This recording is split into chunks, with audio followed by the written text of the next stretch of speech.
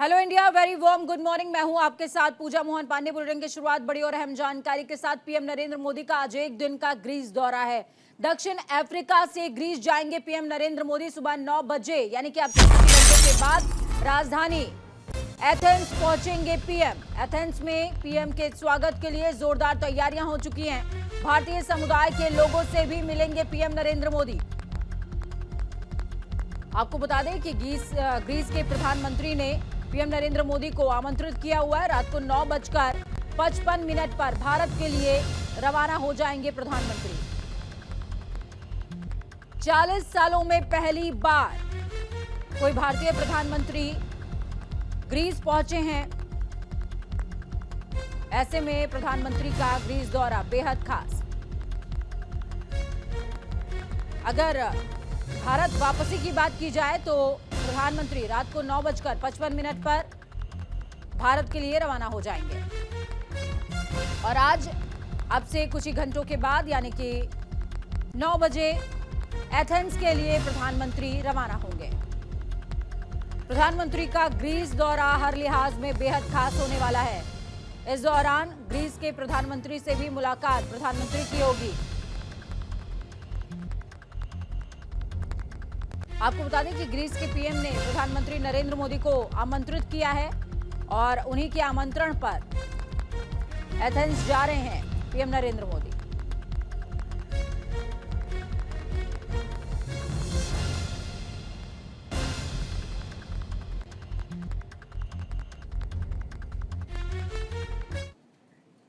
आपको पता है कि दक्षिण अफ्रीका में ब्रिक्स सम्मेलन चल रहा था। ब्रिक्स सम्मेलन में पीएम नरेंद्र मोदी ने जिनपिंग से बातचीत की है। प्रेस ब्रीफिंग से पहले पीएम मोदी और जिनपिंग की बातचीत हुई। पीएम मोदी और राष्ट्रपति जिनपिंग ने हाथ भी मिलाया। ब्रीफिंग के लिए जाते समय दोनों में बातचीत हुई। तो बड़ी खबर, अहम जानकारी आपको दे रहे हैं। 15वें ब्रिक्स सम्मेलन में प्रधानमंत्री जब प्रेस ब्रीफिंग के लिए जा रहे थे उस दौरान राष्ट्रपति शी जिनपिंग से प्रधानमंत्री नरेंद्र मोदी की बातचीत हुई। उन्होंने हाथ भी मिलाया। उसके बाद प्रेस ब्रीफिंग में हिस्सा लिया। प्रेस ब्रीफिंग में जब प्रधानमंत्री बोल रहे थे उस दौरान उन्होंने कहा कि ब्रिक्स एक मजबूत संगठन है और इसके विस्तार और विकास पर हमें ध्यान देना चाहिए।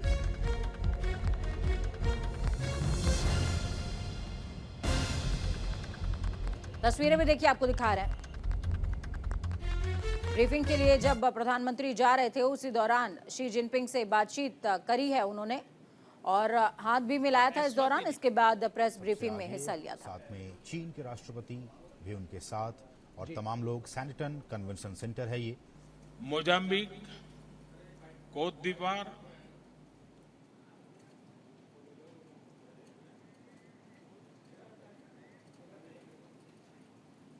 तो वहीं पूर्व अमेरिकी राष्ट्रपति ट्रंप को राहत मिल गई है। जॉर्जिया जेल में ट्रंप ने सरेंडर किया था। $2 लाख देकर ट्रंप को जमानत मिल गई है। चुनाव में धोखाधड़ी के आरोपी हैं ट्रंप। आपको बता दें कि अमेरिका के पूर्व राष्ट्रपति डोनाल्ड ट्रंप ने चुनाव परिणामों को पलटने की कोशिश करने के एक मामले में अटलांटा के फुलटन काउंटी जेल में सरेंडर किया। रिपोर्ट से मिली जानकारी के मुताबिक यहां उन्हें गिरफ्तार करके नजरबंद रखा गया है। हालांकि इसके बाद डोनाल्ड ट्रंप को $2 लाख के मुचलके पर रिहा कर दिया गया और फिर वो न्यू जर्सी के लिए रवाना हुए। आपको ये बता दें कि डोनाल्ड ट्रंप पर आरोप है कि उन्होंने अवैध रूप से जॉर्जिया में 2020 के चुनावों को पलटने की योजना बनाई थी और इसी मामले में उन्होंने सरेंडर भी किया था। रिपोर्ट के मुताबिक इस दौरान डोनाल्ड ट्रंप के समर्थक जेल के बाहर बड़ी तादाद में इकट्ठा हो गए थे। समर्थकों ने जेल के बाहर विरोध प्रदर्शन भी किया। आपको ये बताते चलें कि ट्रंप पर 1 दर्जन से ज्यादा मामले दर्ज हैं।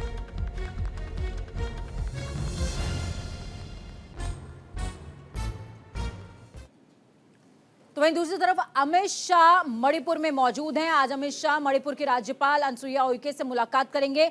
मणिपुर की मौजूदा स्थिति पर विस्तार से चर्चा होगी। बड़ी खबर, अहम जानकारी आपको दे रहे हैं। कल शाह ने सीएम एन बीरेन से भी मुलाकात करी थी। बैठक हुई थी।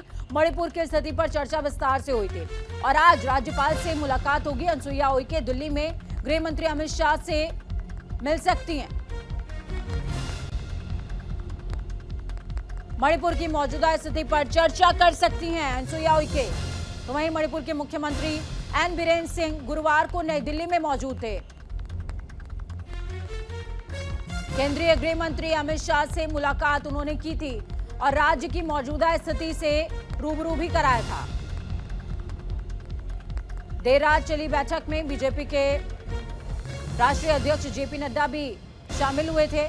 तो वहीं बैठक में मणिपुर के मुख्यमंत्री एन बीरेन सिंह ने गृह मंत्री अमित शाह से मुलाकात करते हुए उन्हें राज्य की मौजूदा स्थिति के बारे में जानकारी दी थी। इसके साथ ही उन्होंने गृह मंत्री को पूर्वोत्तर राज्य में स्थिति सामान्य बनाने के लिए उठाए गए कदमों से भी अवगत कराया। और आज राज्यपाल अनसुईया उइके गृह मंत्री अमित शाह से मुलाकात करेंगे। आपको बता दें कि अनसुईया उइके की तरफ से अभी रिसेंटली विशेष सत्र बुलाने की जो परमिशन है उसको मंजूर किया गया है। हालांकि तमाम सदस्यों की तरफ से ये आवेदन पहले ही दिया गया था, लेकिन अनसुईया उइके ने उस आवेदन को पहले स्वीकार नहीं किया था। अब जाकर अनसुईया उइके ने, जो कि राज्यपाल है मणिपुर की, उन्होंने विधानसभा के विशेष सत्र को स्वीकार कर लिया है। और इस बीच अमित शाह गृह मंत्री, केंद्रीय गृह मंत्री से मुलाकात भी राज्यपाल की होगी। राज्यपाल उनको और बेहतरी से तमाम स्थितियां बता पाएंगे। अभी बीते दिनों की बात की जाए तो बीते दिनों तमाम निराश्रितों को और जो लोग प्रभावित रहे हैं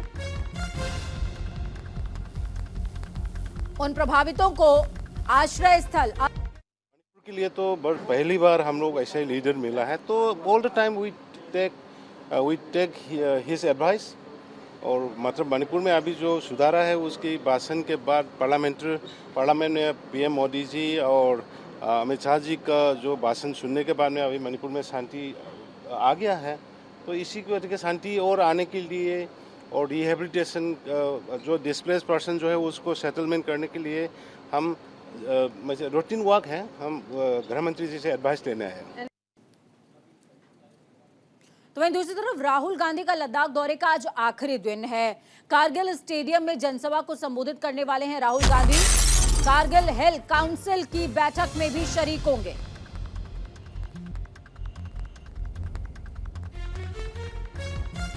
कारगिल स्टेडियम में जनसभा को संबोधित करेंगे राहुल गांधी और इस दौरान विकास परिषद चुनावों के बारे में भी जानकारी हासिल करेंगे, बैठक भी करेंगे राहुल गांधी। आपको बता दें कि पूर्व प्रधानमंत्री स्वर्गीय श्री राजीव गांधी की जयंती के मौके पर उनको याद करने के लिए, उन्हें श्रद्धा सुमन देने के लिए राहुल गांधी लद्दाख दौरे पर पहुंचे हुए थे। इस दौरान लद्दाख के तमाम अलग अलग हिस्सों से रूबरू हुए हैं राहुल गांधी। और जब लद्दाख के दौरे पर राहुल गांधी निकल रहे थे उस दौरान राहुल गांधी ने कहा था, मैं उस जगह जा रहा हूं, मैं अपने पिता के पदचिन्हों को फॉलो करते हुए उसी निशान पर आगे बढ़ रहा हूं और मैं उस जगह जा रहा हूं जहां को लेकर के मेरे पिता कहा करते थे कि ये धरती की सबसे खूबसूरत जगहों में से एक है। पैंगोंग झील के पास पूर्व प्रधानमंत्री स्वर्गीय श्री राजीव गांधी को श्रद्धा सुमन राहुल गांधी ने अर्पित किए थे। उस दौरान केंद्र सरकार पर निशाना भी साधा था। और आज कारगिल स्टेडियम में राहुल गांधी जनसभा को संबोधित करने वाले हैं।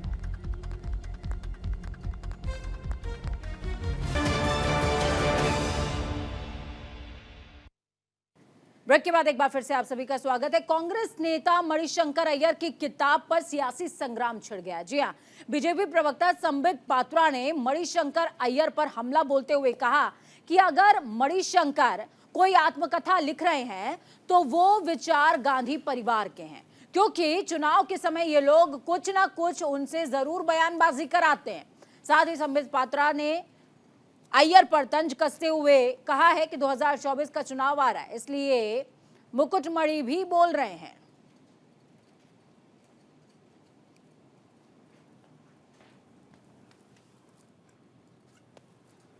स्टेटमेंट मणिशंकर अय्यर जी देते हैं तो वो केवल मणिशंकर अय्यर जी का स्टेटमेंट है या उन्हीं के भाव हैं, ऐसा नहीं है।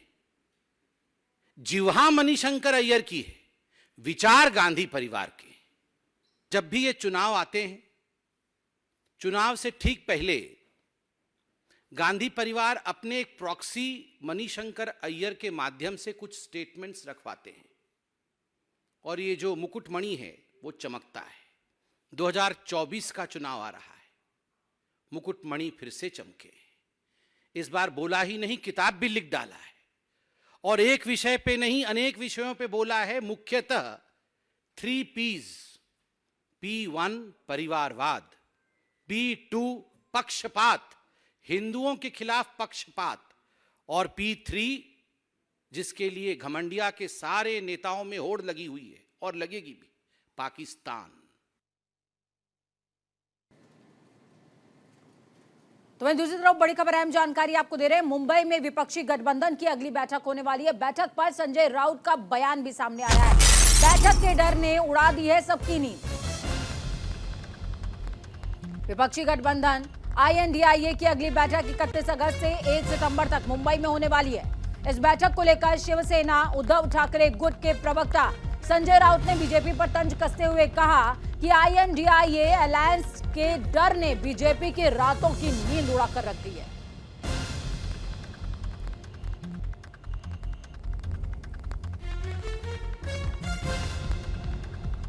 सभी राज्य, झारखंड, छत्तीसगढ़, कलकत्ता, महाराष्ट्र, तमिलनाडु, ये सभी राज्यों, जहाँ जहाँ बीजेपी, कर्नाटक, जहाँ जहाँ बीजेपी बुरी तरह से हारने जा रही है, वहाँ ये केंद्रीय जांच एजेंसी को भेज दिया है अपने कार्यकर्ता के रूप में, अपने एजेंट के रूप में।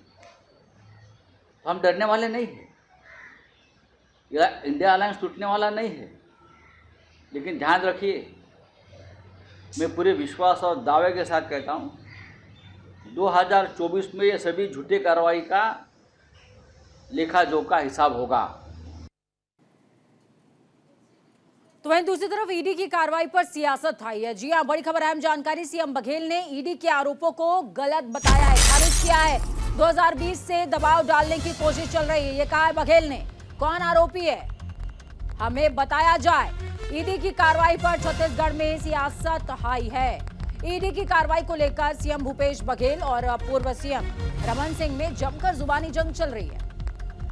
इस पूरे मामले में सीएम भूपेश बघेल ने कहा, हमारी सरकार के खिलाफ ईडी के लगाए गए सभी आरोप गलत हैं। 2020 से हमारी सरकार के ऊपर दबाव डालने की कोशिश की जा रही है।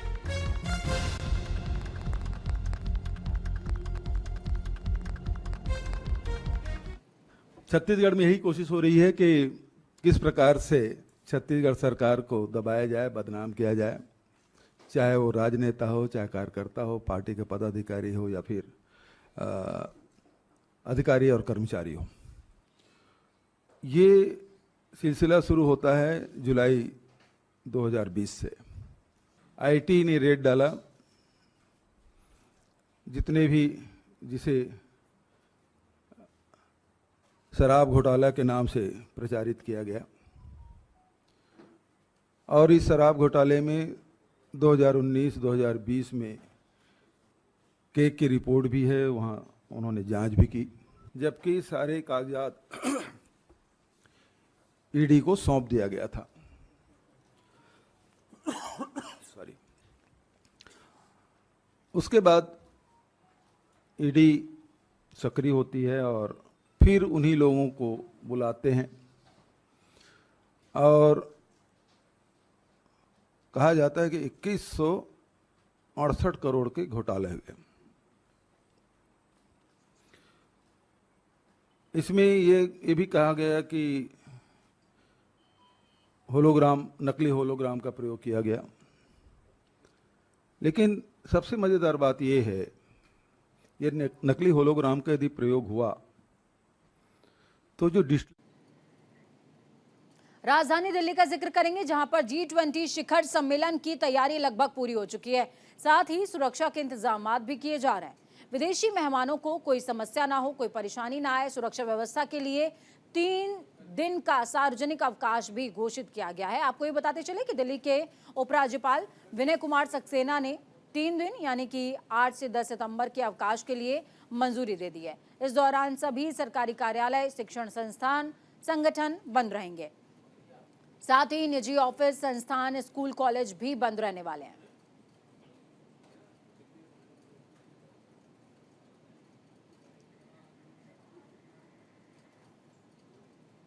यूपी विधानसभा चुनाव 2022 में सपा के टिकट पर लड़ने वाले पूर्व विधायक उमेश पांडे बीजेपी में शरीक हो गए हैं।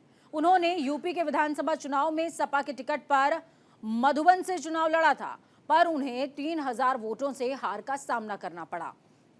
बताया जा रहा है कि पांडे के बीजेपी में जाने से पार्टी को घोसी विधानसभा में उपचुनाव के दौरान फायदा होगा। तो वहीं बीजेपी के प्रदेश अध्यक्ष भूपेंद्र चौधरी और उप मुख्यमंत्री ब्रजेश पाठक ने उमेश पांडे को बीजेपी में शामिल कराया है। तस्वीर भी आपको दिखा रहे हैं।